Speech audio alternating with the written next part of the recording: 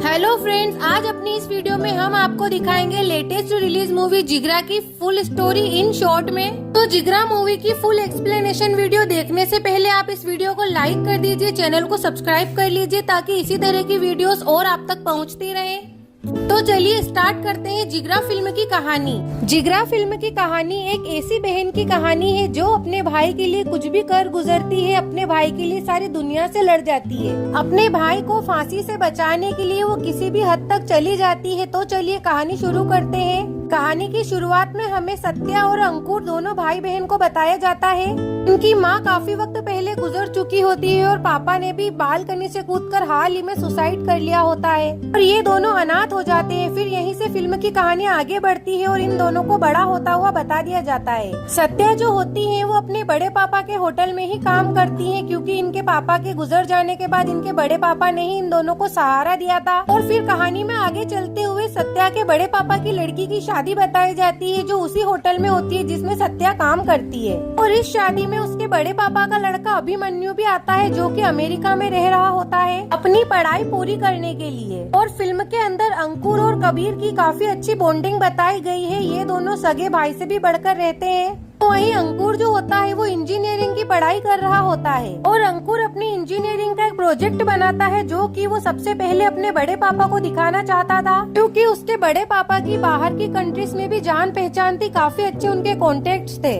और जब अंकुर अपना प्रोजेक्ट अपने बड़े पापा को दिखाता है तो उसके बड़े पापा को वो प्रोजेक्ट काफी ज्यादा अच्छा लगता है और वो कबीर से कहते हैं कि अंकुर इंडिया में रहकर भी इतना कुछ सीख गया है। पर ये बात सुनकर कबीर गुस्सा नहीं होता बल्कि खुश होता है, क्योंकि इस फिल्म में जो कबीर होता है वो अंकुर से बहुत प्यार करता है और अंकुर की तरक्की से वो जलता नहीं है बल्कि उससे और ज्यादा खुश होता है। और अंकुर के बड़े पापा कहते हैं कि वो अंकुर के लिए जरूर फंडिंग की बात करेंगे ताकि वो और आगे जा सके।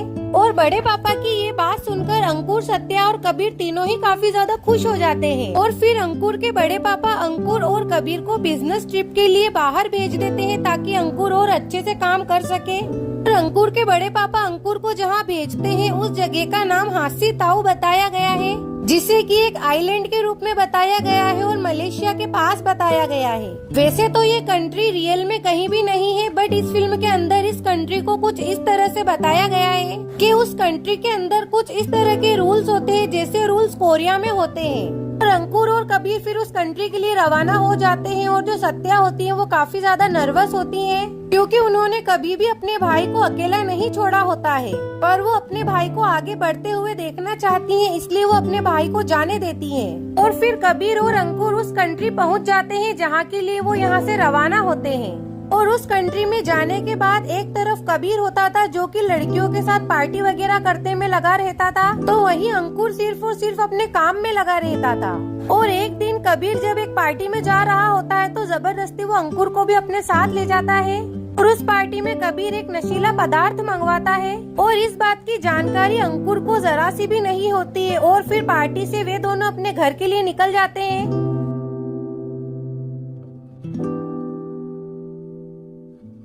और रास्ते में उन दोनों को एक लड़की दिखाई देती है जिसे कि कबीर हाय करता है, पर वो लड़की कबीर को मिडिल फिंगर दिखाकर निकल जाती है। और फिर उस लड़की की इस हरकत के बाद कबीर उस लड़की का पीछा करने लग जाता है, अपनी गाड़ी फुल स्पीड में भगाता है ताकि उस लड़की का वो पीछा कर सके।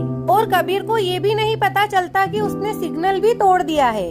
और फिर सिग्नल तोड़ने के बाद उन दोनों की गाड़ी का पीछा एक पुलिस की गाड़ी करने लग जाती है और उन दोनों को पकड़कर फिर पुलिस उनकी गाड़ी की चेकिंग करती है और पुलिस को वही नशीला पदार्थ गाड़ी में मिल जाता है और पुलिस तुरंत ही अंकुर और कबीर को गिरफ्तार कर लेती है। और फिर हमें कबीर के पापा को दिखाया जाता है जिन्हें कि इन दोनों की गिरफ्तारी के बारे में पता चल चुका होता है। और फिर कबीर के पापा अपने लॉयर जसवंत को कॉल करते हैं और कहते हैं कि वो वहां जाकर किसी भी तरह से कबीर और अंकुर को बचाएं। और अंकुर और कबीर की गिरफ्तारी की खबर सुनकर सत्या और उनका पूरा परिवार काफी ज्यादा परेशान हो जाता है, क्योंकि सत्या को इस बात का जरा सा भी अंदाजा नहीं था कि वहां जाने के बाद उसका भाई इतनी बड़ी मुसीबत में फंस जाएगा। और सत्या उस वक्त कुछ कर भी नहीं पाती है, जो भी कर सकता था सिर्फ और सिर्फ वकील ही कर सकता था।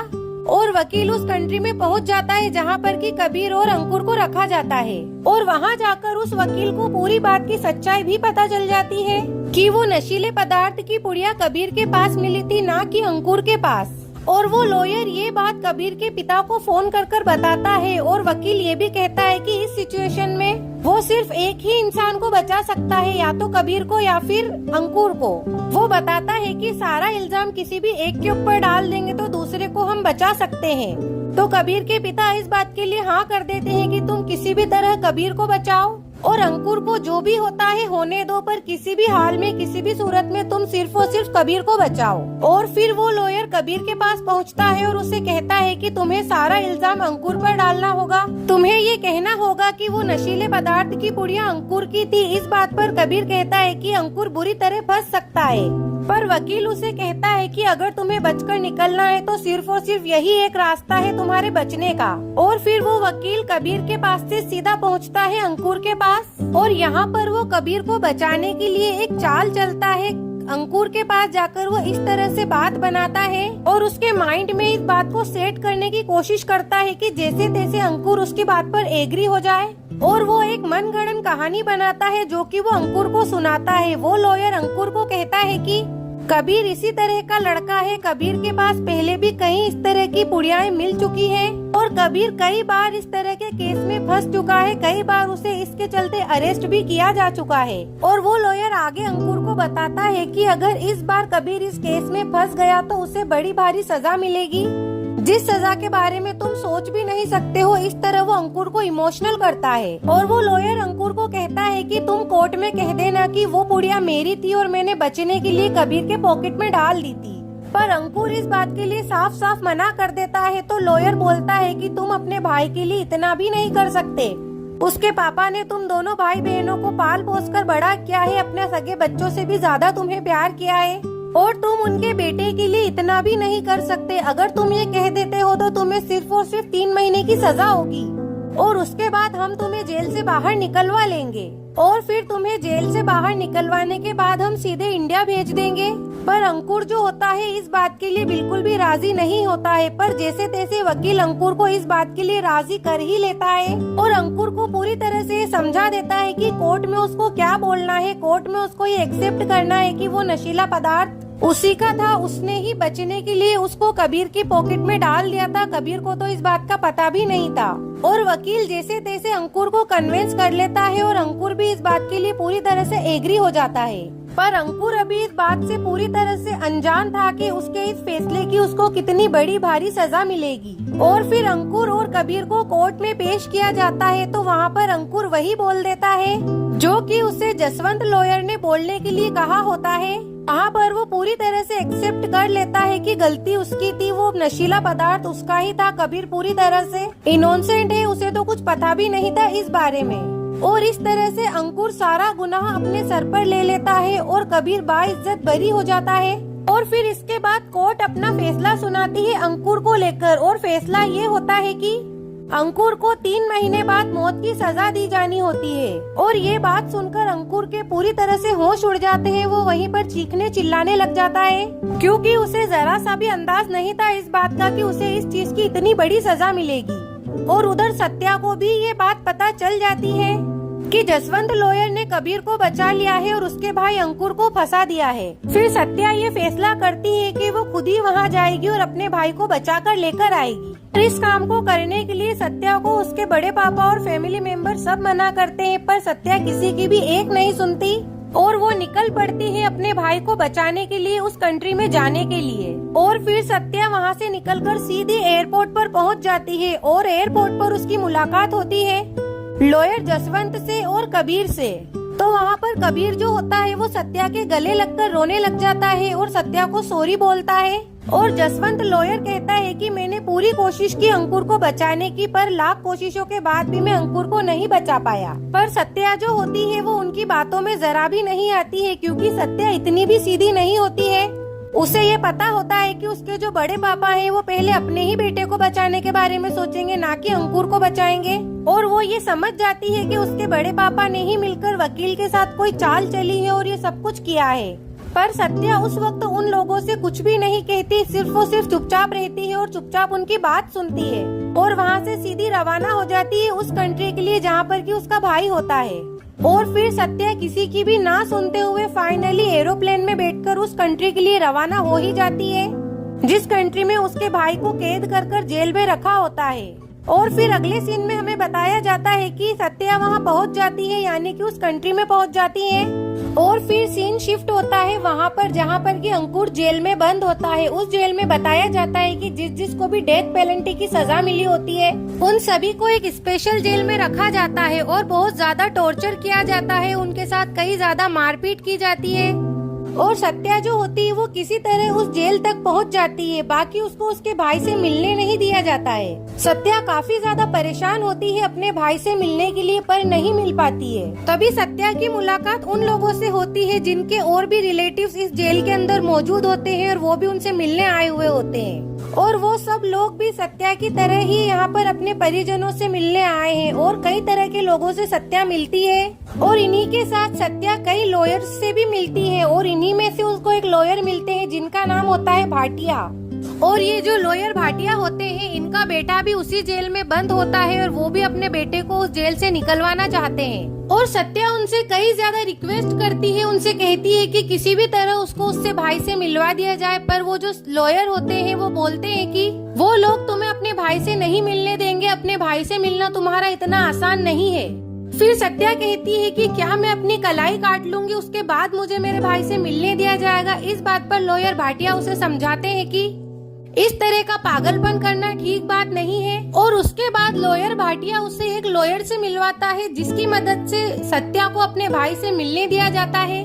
और जब सत्या अपने भाई अंकुर से मिलने पहुंचती है तो ये सीन काफी ज्यादा इमोशनल सीन होता है। सत्या अपने भाई अंकुर से पूछती है कि तुम्हें किसी ने कोई तकलीफ तो नहीं पहुंचाई, पर अंकुर अपनी तकलीफ को छुपाते हुए अपनी दीदी से मुस्कुराते हुए कहता है कि उनकी दीदी के होते हुए उन्हें कुछ भी नहीं हो सकता। वो कहता है कि उसे पता है कि उसकी दीदी उसे हर मुसीबत से निकाल लेगी। और फिर इस तरह से इनकी मुलाकात का वक्त खत्म हो जाता है और फिर सत्या उस जेल से बाहर निकल जाती है। तभी लॉयर भाटिया जो होते हैं वो सत्या को एक सस्पेंड ऑफिसर के पास लेकर जाते हैं और उस सस्पेंड ऑफिसर का नाम होता है मुत्तू। जी हाँ फ्रेंड्स, मुत्तू नाम का जो ऑफिसर होता है ये पहले उसी जेल का ऑफिसर होता है जहाँ पर कि अंकुर और लॉयर भाटिया का बेटा बंद होता है। और ये जो सस्पेंड ऑफिसर मुत्तू होता है इसने कुछ ऐसा किया होता है कि एक आर्मी के ऑफिसर चंदन नाम के इंसान को जेल के अंदर डलवा दिया होता है। और वो जो आदमी होता है जिसे कि मुत्तू जबरदस्ती जेल में डलवाते हैं वो बिल्कुल बेकसूर होता है। उसके बावजूद भी मुत्तू से कड़ी सजा दिलवाता है। पर मुत्तू को ये बात नहीं पता होती थी कि वो आदमी बेकसूर है। और जब मुत्तू को ये बात पता चलती है कि वो आदमी बेकसूर था तो इस गिल्ट में वो अपनी नौकरी छोड़ देते हैं।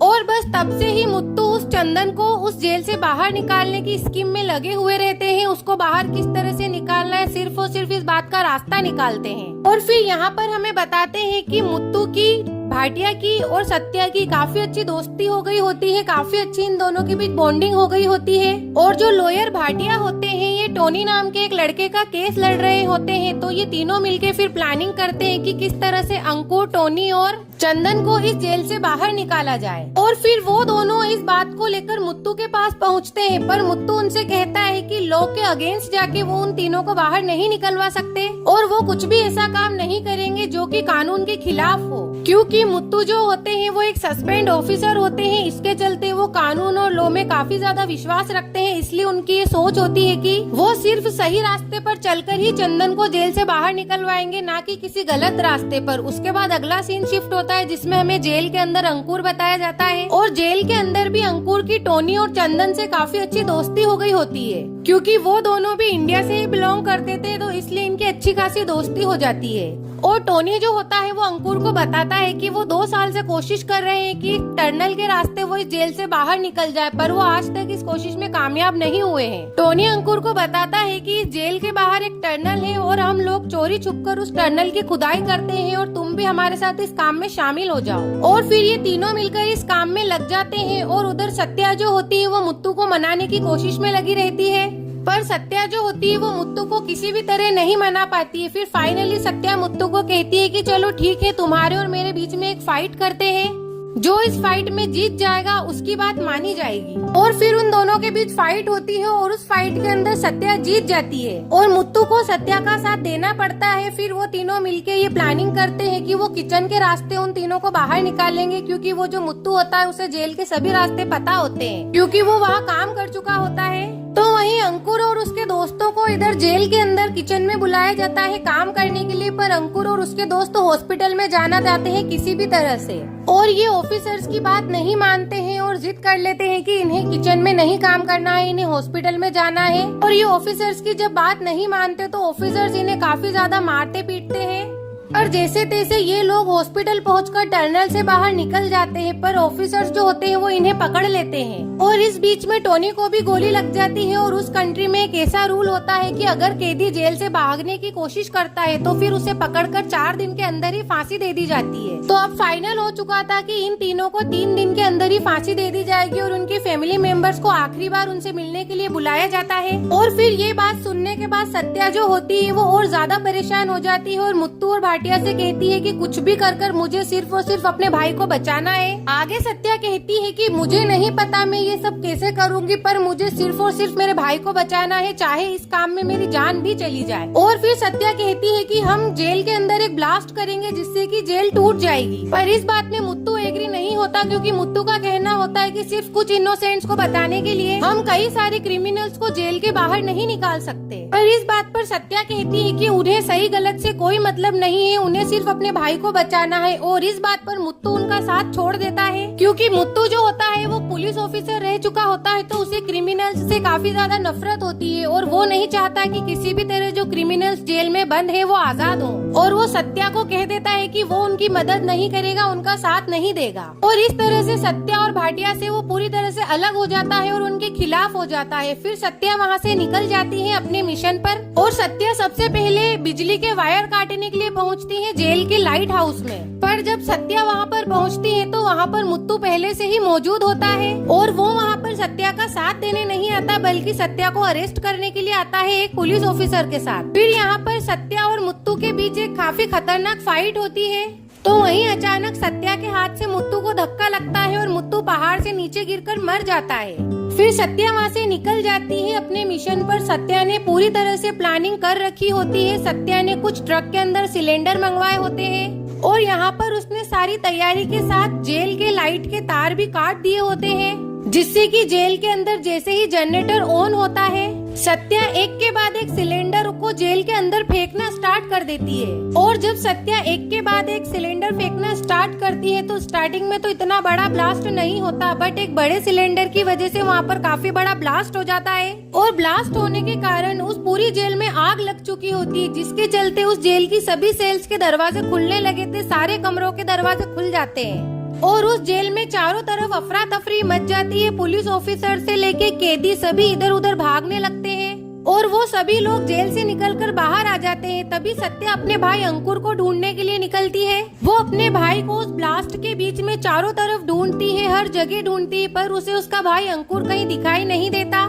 और वो जो कैदी होते हैं जो कि ब्लास्ट के चलते जेल से बाहर निकल चुके होते हैं, उस जेल का जो ऑफिसर होता है उन सभी कैदियों को शूट करने का स्टार्ट कर देता है। जैसे जैसे उसे जो कैदी नजर आता है वो उन्हें शूट करने लग जाता है ताकि क्रिमिनल्स भाग ना जाए, और वो काफी क्रूर आदमी होता है। उसे मूवी के अंदर एक ऐसा इंस्पेक्टर बताया गया है जो कि काफी क्रूर होता है और कैदियों के ऊपर बहुत ज्यादा अत्याचार करता है। इसके चलते वो सभी को शूट करने का फैसला ले लेता है। और इस बात से सत्या काफी ज्यादा परेशान हो जाती है कि कहीं अंकुर को शूट ना कर दे वो पुलिस ऑफिसर। तभी सत्या अंकुर और टोनी को ढूंढते ढूंढते फाइनली वहाँ पहुँच जाती है जहाँ पर कि अंकुर और टोनी फंसे हुए होते हैं। अंकुर और टोनी एक सेल के अंदर फंसे हुए होते हैं, और सत्या वहाँ पर पहुँचकर अंकुर और टोनी को उस सेल से बाहर निकाल लेती है, उन दोनों को ही बचा लेती है। पर तभी वहाँ पर वो पुलिस इंस्पेक्टर आ जाता है जो कि सबको शूट कर रहा होता है, और वो उन तीनों को भी शूट करने की कोशिश करता है, उन तीनों को मारने की कोशिश करता है। तभी यहाँ पर एंट्री होती है लॉयर भाटिया की। वहाँ पर लॉयर भाटिया पहुँच जाता है,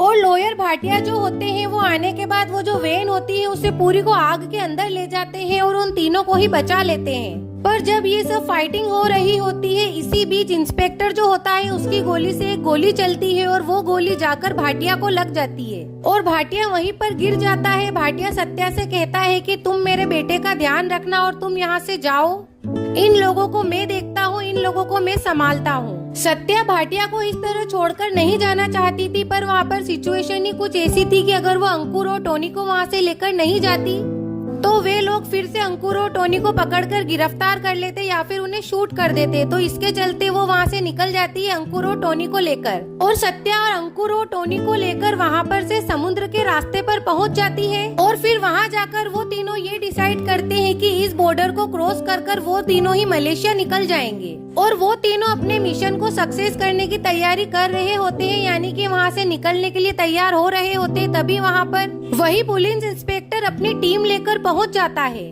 पर सत्या जो होती है वो उन दोनों के साथ मलेशिया के लिए रवाना हो चुकी होती है। तभी ये टीम पीछे से गोलीबारी करती है, और जब मलेशिया की पुलिस को इस गोलीबारी की आवाज आती है तो मलेशिया की पुलिस की तरफ से भी फायरिंग होना स्टार्ट हो जाती है। और वो जो मलेशिया की पुलिस होती है वो पूरी तरह से उस इंस्पेक्टर को और उसकी टीम को मार गिराती है। और ये जो सारी प्लानिंग होती है, ये सारी प्लानिंग भाटिया पहले से ही कर चुका होता है, क्योंकि भाटिया जो था वो पहले एक क्रिमिनल हुआ करता था। तो इसके चलते उसके काफी दूर दूर तक अच्छे अच्छे कांटेक्ट थे, इसलिए भाटिया ने उन तीनों को मलेशिया पहुंचाने का पहले से ही इंतजाम कर रखा होता है। और फिर वो तीनों यानी कि सत्या, अंकुर और टोनी फाइनली मलेशिया पहुंच जाते हैं, और वहां से फिर उन्हें इंडिया भेज दिया जाता है। और इसी के साथ ये फिल्म यहीं पर खत्म हो जाती है।